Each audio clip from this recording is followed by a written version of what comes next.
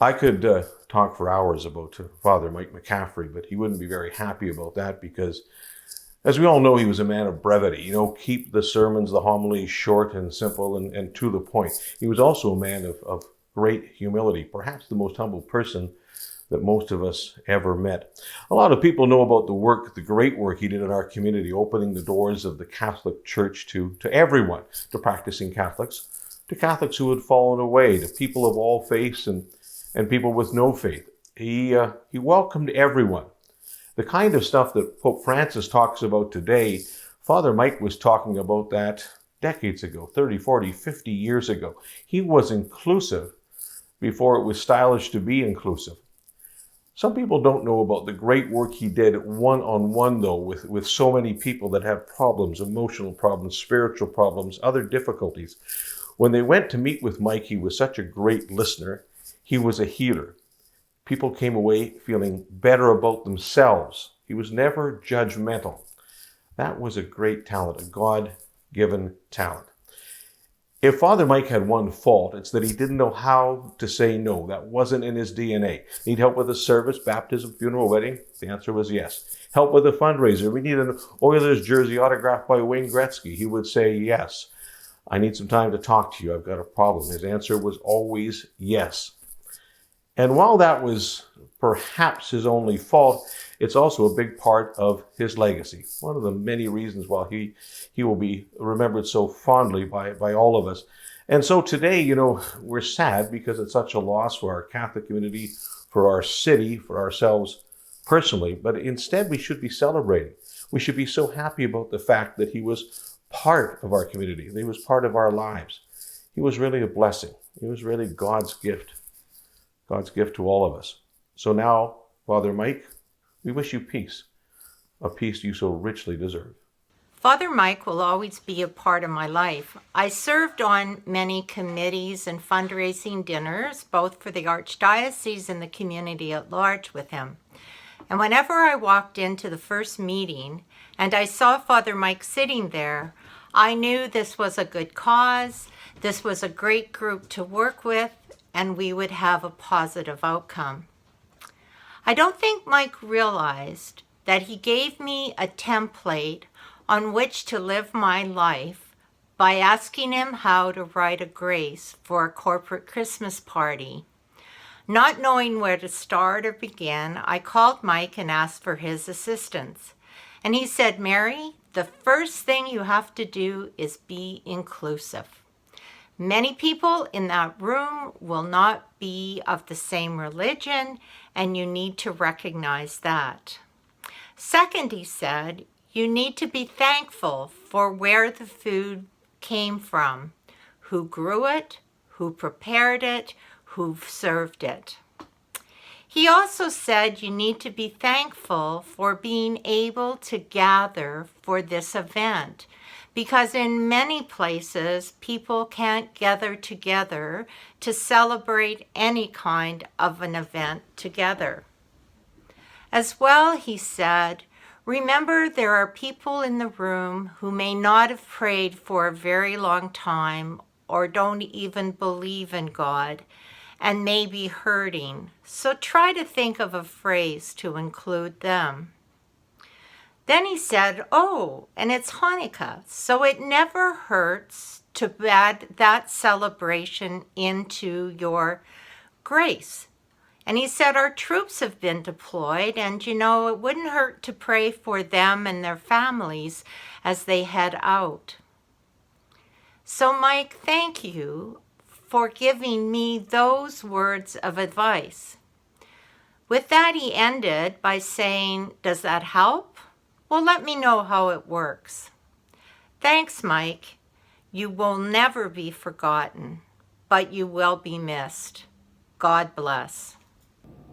I met Father Mike at my first board meeting when I began working as executive director of Star of the North Retreat House in June of 2012.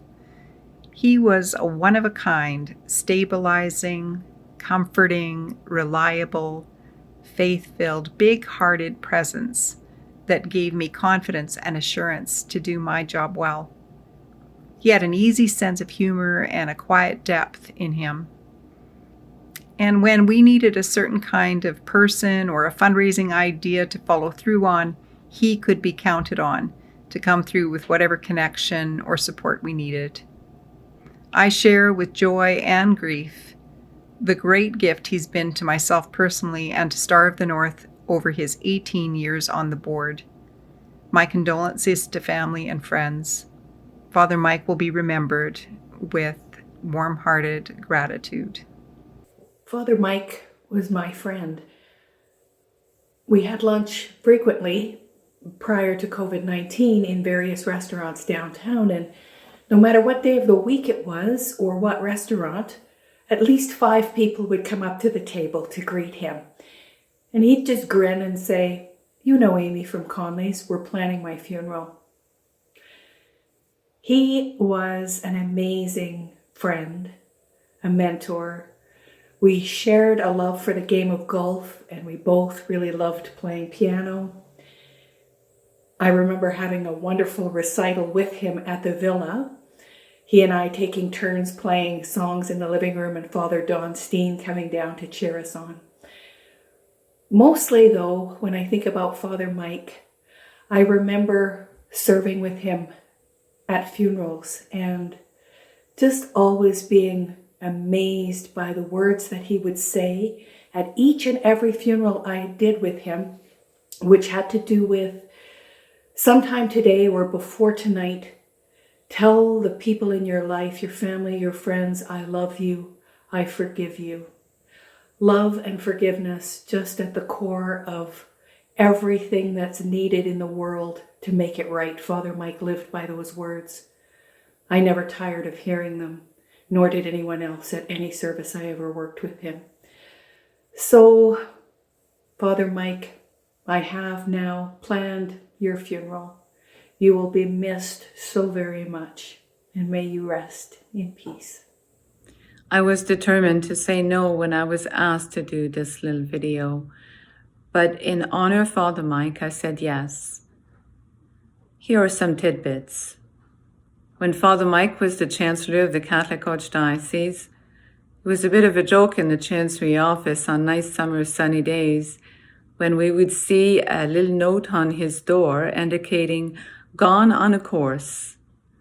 We all chuckled and we knew it had nothing to do with academics and everything to do with golf. Now, Father Mike was a both and type of guy. On the one hand, he was the quintessential cool dude who could walk with as much ease between tables and among people at high-profile events as he would in the hallways of the Catholic Pastoral Center. Now, he was also a warm person who could melt hardened hearts and heal broken ones. I noticed when we would come out of a restaurant or a movie theater that he always had some loose change in his pocket in case a person of the street was asking for some, and he would give it. One of the movies that we saw was a documentary about the life of Mr. Rogers called "Won't You Be My Neighbor?" Now, Father Mike was no Mr. Rogers, but he was a good neighbor. Father Mike was fond of using quotes and one-liners during his homilies, and I can think of one one-liner right now from Doug Hammarskjöld that epitomizes Father Mike at this time. For all that has been, thank you. For all that will be, yes. Edmonton Catholic Schools joins the chorus of people celebrating and remembering Father Mike McCaffery. He was an ardent supporter of Catholic education and our Catholic schools. There have been many words to describe him, but for us, none truer than mentor and teacher. Father Mike led by example and often blazed a new path through difficult terrain. He was countercultural, socially minded, and pastorally motivated long before these traits were popular in mainstream society. He was a profoundly loving, forgiving, and caring humanitarian who helped many individuals feel good about themselves. Throughout his life and ministry, Father Mike's path was as unique as the man himself. For years to come, he will be remembered fondly by many as a man of great wit, integrity, and compassion, and like St. Teresa of Calcutta, as one who did small things with great love. God rest his soul. We will miss him greatly. You know, when I think of Father Mike McCaffery, the first thing that probably jumps into my mind is that he was a man who was always on the move. He was always going somewhere. You know, when I came to the Archdiocese of Edmonton, Mike was already retired, but you'd never know it. He was always engaged in something. And since his death, I've been thinking about that. We can probably attribute it to a few factors. I mean, we know that Father Mike just loved people. He loved connecting. He loved the city. He loved being out with people, all those sorts of things. But Father Mike was a priest, and I think that was probably for him, I know that was for him, the heart of his energy, his constant movement. You know, in our scriptures, we speak about how the love of Christ is what impels us. It's because we know that Christ loves us so much, loves all people so much, that we can't help but be on the move to share that. I think that's really was at the heart of everything that was driving Father Mike. And the reason that the word no just wasn't in his vocabulary. He had to be, and he wanted to be. He loved being out there and helping people. And I think the other part of that too is that people felt very, very comfortable with Father Mike. He had a way about him that you could just be really comfortable in his presence to be yourself. You could be free to speak your truth. You could be free to share whatever was on your mind, all your hopes, all your fears, all your mistakes. And Father Mike could just be there with you, listening, offering friendly advice, offering the insights of the scriptures, first of all, and the teaching of the church and so on, wanting to help and wanting to accompany people. A man on the move for the sake of the gospel and its proclamation. That's the Father Mike that I remember. My first thought when thinking of Father Mike is this larger-than-life and magnetic personality. He saw the best in us and could instinctively bring that out, no matter who you were or what struggles you faced. Father Mike was incredible in how he put you at ease, using his incredible sense of humor, his wit, to both engage you and ask and seek for support for those who needed helping hand the most. He generally loved to spread laughter and joy. In his retirement, he often shared his business card that read, Father Mike, hatching, matching, and dispatching. And while he did his fair share of that, I enjoyed teasing him that was false advertising, as even in his retirement, he never stopped reaching out to serve and advocate for anyone who needed his support, guidance, or even a helping hand. Father Mike taught by example and showed us what it means to be a servant of Christ and a leader in the community. His legacy will live on with all of us. Although it's hard to lose Father Mike, we rest knowing that God's faithful servants is rejoicing in his kingdom. I'll tell you something. I don't know if others know this. It's quite possible that, some members of his family know this. But, it's no secret that Mike presided at a lot of, I suppose you could call important funerals. I don't like using the word important because there's no funeral, I'm sure, that's more important than another. But let's say funerals of people who were well known, who would, there'd be many people going to the funeral and etc. And I think that a lot of people thought that Mike just kind of took that for granted. And he didn't. I phoned him one afternoon. I forget about what. And I asked him how things were going. And he said, oh, Don, he said, I've got another one of those funerals tomorrow. And I said, well, what do you mean? And he said, you don't know how much that takes out of me. He said, I get nervous about it. He said, it's draining. He said, sometimes I can't sleep because of it. And anyhow, he said, if I take this load upon my shoulders. He said it's to serve, to serve people. It's not because I get any type of kick or any type of an enjoyment out of it. And I think that is something that probably a lot of people don't know. Dear members of Father Mike's family and friends, my name is Father Frank Stempfle, who, along with Father Leo Floyd and Father Mike, were known as the Three Amigos. I was very saddened to hear the news of Father Mike's sudden death a few days ago. I will greatly miss Father Mike. I could always count on him. Mike often helped me out during Holy Week, and I could often con him into preaching some of the homilies.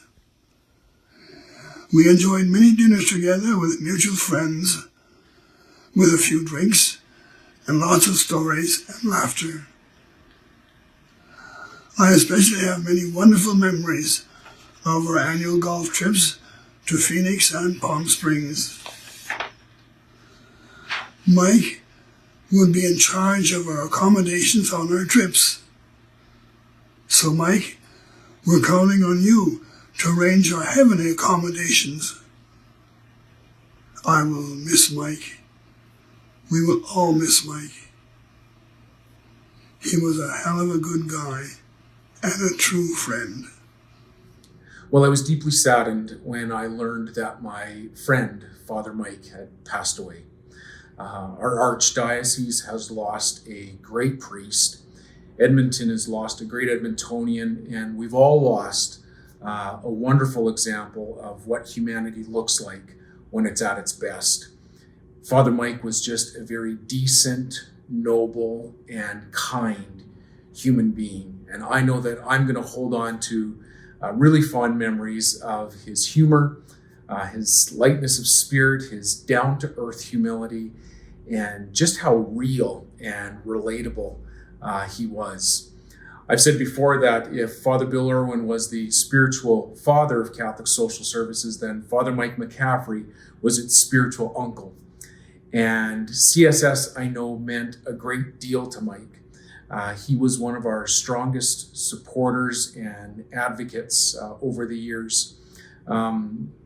He was also a member of our Friends of Sign of Hope fundraising committee right up to this year, this campaign that just wrapped up a couple of weeks ago. And he was always there at our regular meetings, leading us in opening prayer, typically sneaking in a few prayers for the Oilers as well, and always there to offer his wisdom and advice to the committee. So I'm humbled, deeply humbled, that CSS would be selected as the charity of choice to make a gift in honor and memory of Father Mike. He had, as we all know, just a very, very spacious heart for the vulnerable, the addicted, the abandoned, those who are abused, precisely the kinds of people that CSS serves. So I'm honored that Father Mike's legacy and his presence will continue to benefit our agency and those that we aim to help. We're going to miss you, Mike. We're all better for having known you, and thanks for being who you were. Well, I don't know if people don't know this, but I think God really used him in ways that were not planned by anybody here on earth. After I met Father Mike at Newman College, he was transferred to be the rector of St. Joseph's Basilica.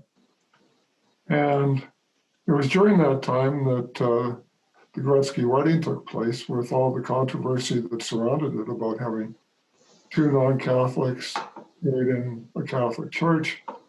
And, for Father Mike, it was just like the waves rolled on. He was able to handle that in a way that perhaps others might not have been able to. And after his term at the Basilica, he was moved to St. John Bosco Parish, at that time a new parish out in the northeast end of the city. And during his time there, it was the tornado came through and flattened the trailer court that was in his parish. And again, he was called to minister to the people in that situation.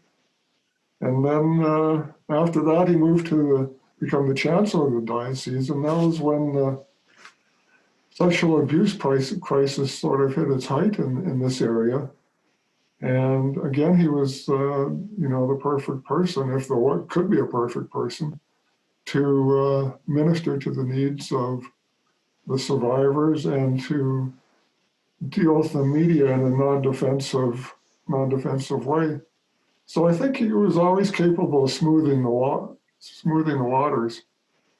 And I think God used that talent in him in some pretty important situations. Well, I was thinking that Father Mike was really immersed in his family here in Edmonton, and he grew up here.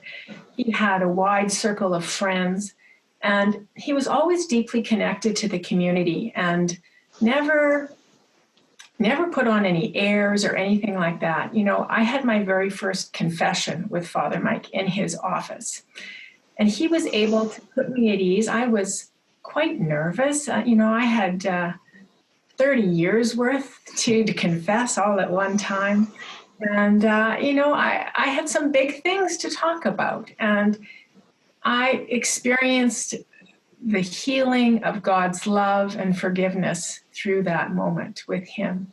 And that's something I will always remember. And it draws me back to the confessional because I experienced that so deeply. We decided, Mike and I, that we'd like to go maybe to Ireland for a few days. And Mike and I went over to Ireland, took the ferry over, got settled in a hotel in Dublin and spent several days seeing the sights there.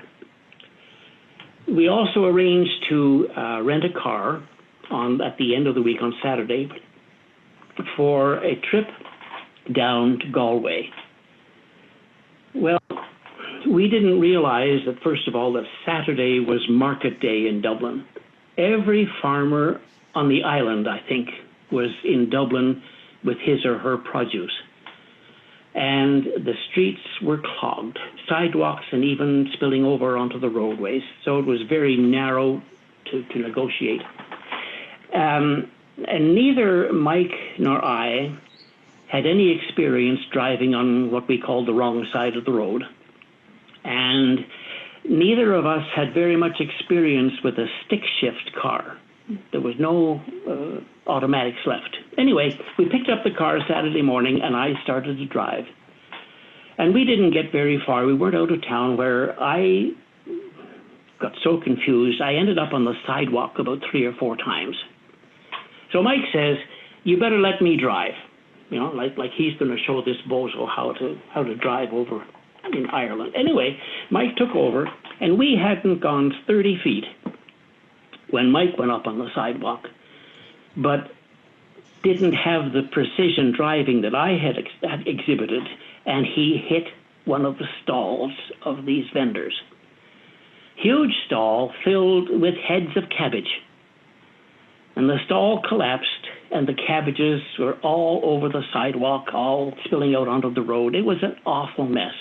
The poor girl behind the stall, about 15 or 16, she didn't know what to make of this at all. So Mike got out to deal with her. I got out and picked up as many of these cabbages as I could. We set the stall back up, put the cabbages in place, and then we're ready to go. And it turns out Mike comes to the car with a big bag.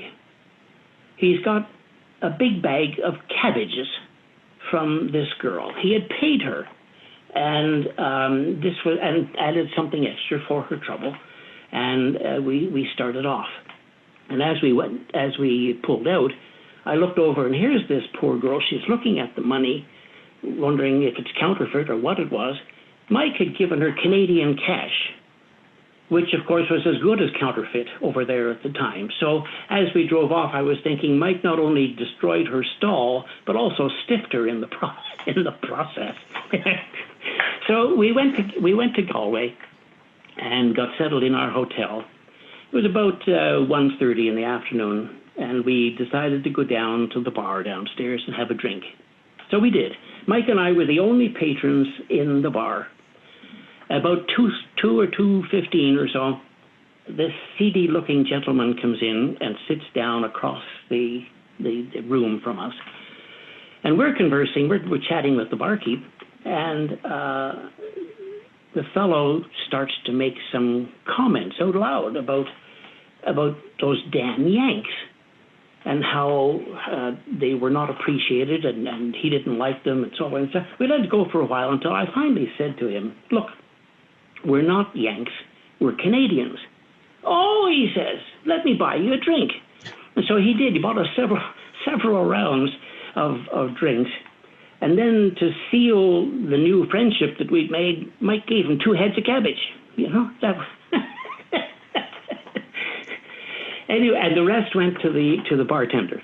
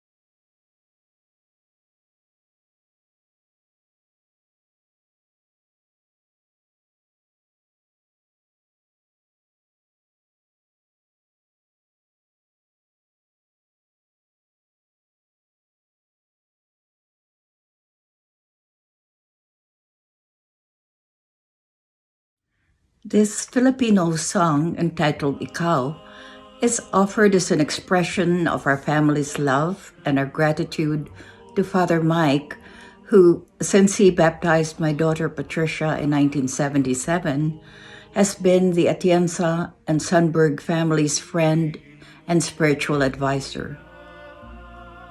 Ikaw is the Filipino word for you. The song is about one's complete dedication of self to the service of others. In this song, the word ikaw is used 12 times, and the word ako, meaning I or me, is never used at all. And that was how Father Mike shepherded his flock. It was always ikaw. Thank you, Father Mike. Rest now. We will always remember you. Mahal namin ikaw.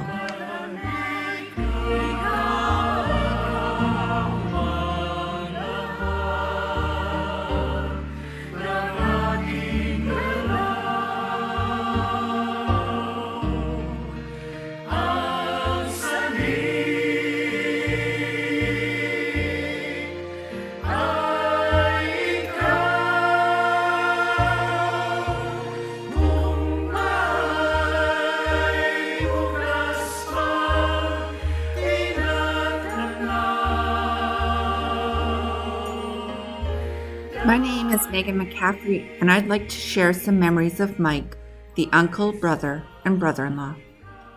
My dad, Jim, was 2 years younger than Mike. I didn't take the time to reflect on their friendship until my dad died last February. It was then I realized how connected they were. They socialized together, golfed, and all in all counted on each other. Mike often dealt with death and grief, but losing his brother really broke his and our hearts. He and my mum Margie were great friends and shared a bond that went beyond their ties as family. Others offering tributes to Mike have used all the words I could think of to describe him, and they've done it so well, I'd like to share other memories. Mike matched Laura and her husband Scott Ferguson, hatched their son Michael, acted as his sponsor for his first communion, and hatched their twins Sophia and Isabella. He also matched my husband Arno Wilcom and I, and hatched our sons Jasper and Atticus. I'm not sure how he did it, but Mike was like a father to all of us. As the pictures show, he beamed with a grandfather's pride each time he held a newborn grandniece or grandnephew. I am his youngest niece and his goddaughter, so I secretly hoped I'd be his favorite. But Uncle Mike didn't play favorites. Instead, he had the uncanny ability to make everybody he befriended secretly suspect he thought they were the greatest. As a spiritual guide, we made him work. I questioned my faith and struggled to accept the legacy of the Catholic Church. But instead of lecturing me, he listened to me and offered faith and community. Mike was an example of the ideals of the Church. He was blessed with so much from the generosity of others. Maybe because he was exceptionally generous, he gave all he had and was happy to see others' enjoyment. I've been wondering how he managed to give and create meaningful experiences for others for 50 years without throwing in the towel, and have come to the conclusion that it was because he had the wisdom of a sage elder and the wondrous spirit of a 6-year-old boy, all combined with a Dennis the Menace grin. I know how much Mike loved golf, but I'd like to share a few other things that brought him joy. A gourmet or home-cooked meal was great, but give him a PB&J with vanilla ice cream and weak tea for dessert, and he was thrilled. His love of driving long distances also demonstrates the dichotomy within him. I've heard that on long boring drives through the prairies, he would read a novel while driving to make the time pass. I didn't see this firsthand, but I did drive with him, and Mike liked to put the pedal to the metal. He also loved going to the movies and would go see 2 in a row with his friends. These are the lessons we will take from him. Help others, be present, and bloom where you are planted. The elders of the Northwest Territories say the Northern Lights are our ancestors visiting us. I'll look up nightly and can't wait to see you. We love you.